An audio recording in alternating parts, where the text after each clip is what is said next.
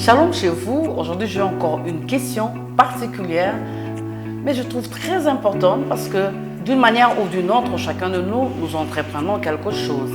Et la chose de foi qui fait que nous ne puissions pas avancer par rapport à nos projets, par rapport aux objectifs que nous nous sommes fixés, c'est la peur. Sauf cela, aujourd'hui, je me pose cette question. Comment vaincre la peur d'échouer? Comment vaincre la peur d'échouer? 4 choses à faire.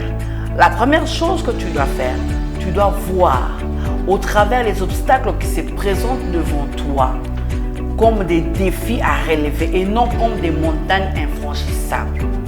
Tu regardes les défis, tu regardes les obstacles et tu les vois pas comme les montagnes infranchissables, pas comme des choses qui ne peuvent pas être... ce n'est pas comme des problèmes qui ne peuvent pas être résolus, mais plutôt comme des défis à relever. Et lorsque je parle de défis à relever, c'est que le Dieu qui a mis en toi cette pensée pour commencer cette chose a placé aussi en toi la provision qu'il faut pour te permettre de répondre à ces défis.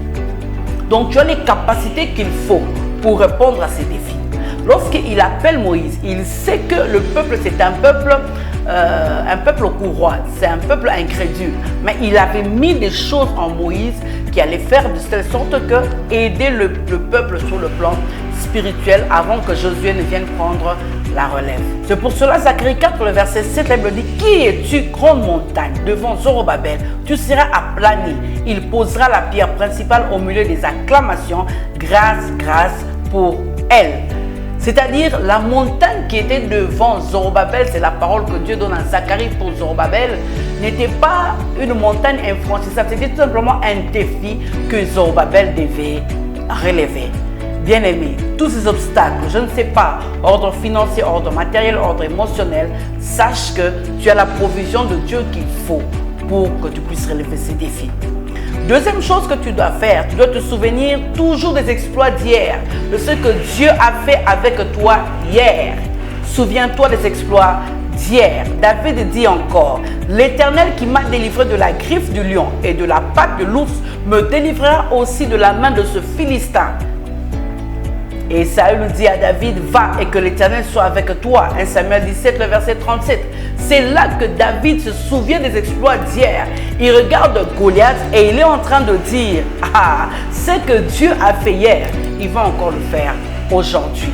Regarde bien dans ta vie, tu as acclamé les exploits de Dieu. Le Seigneur a fait pour toi beaucoup de choses. Et dis-toi, c'est le même Dieu. Le même Dieu qui a fait hier, il va encore agir aujourd'hui. Troisième chose que tu dois faire, tu dois déclarer ta finalité, bien-aimé. Déclarer ton point d'arrivée à ton entourage direct. Parce que souvent la peur vient d'où? Des personnes qui sont autour de nous, en fait, qui veulent nous faire comprendre, qui connaissent nos faiblesses, qui connaissent nos failles. Et lorsque ces personnes-là viennent nous parler, en fait, on ne peut que croire parce qu'ils nous connaissent mieux. Alors c'est pour cela que tu dois dire ce que le Seigneur fera de toi demain. En t'appuyant sur ce passage de Deutéronome 28, le verset 13. L'Éternel fera de toi la tête et non la queue. Tu seras toujours en haut et tu ne seras jamais en bas. Lorsque tu obéiras au commandement de l'Éternel ton Dieu, que je te prescris aujourd'hui, lorsque tu les observeras et les mettras en pratique. Qu'est-ce qu'il dit? La tête et non la queue. En haut et non en bas. Ça, c'est très important. Très important pour que tu le déclares, que voici ma finalité. Ma finalité, ce n'est pas le désert. Ma finalité, ce n'est pas la prison ni la citerne. Ma finalité, c'est le palais royal. Quatrième chose que tu dois faire, tu dois proclamer à haute voix les promesses de Dieu autour du courage. Autour du courage. Proclamer à haute voix les promesses de Dieu. Josué 1:6.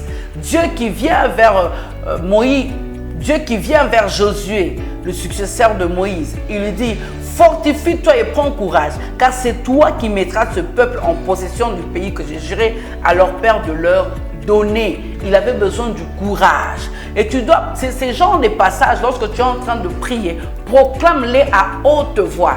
Il a dit: je ne t'abandonnerai point, je ne te délaisserai point. Ça, c'est très important.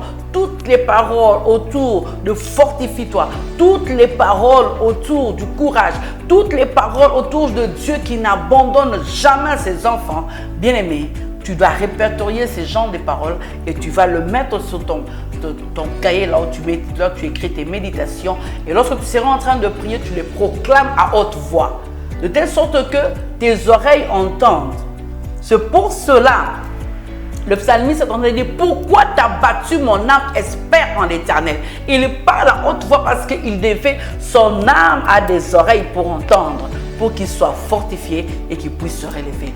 Voilà les 4 choses à faire lorsque la peur vient se présenter face à des choses que tu dois faire demain. Bien-aimé, tu vas y arriver parce que c'est toi le vainqueur. Que mon Dieu te bénisse.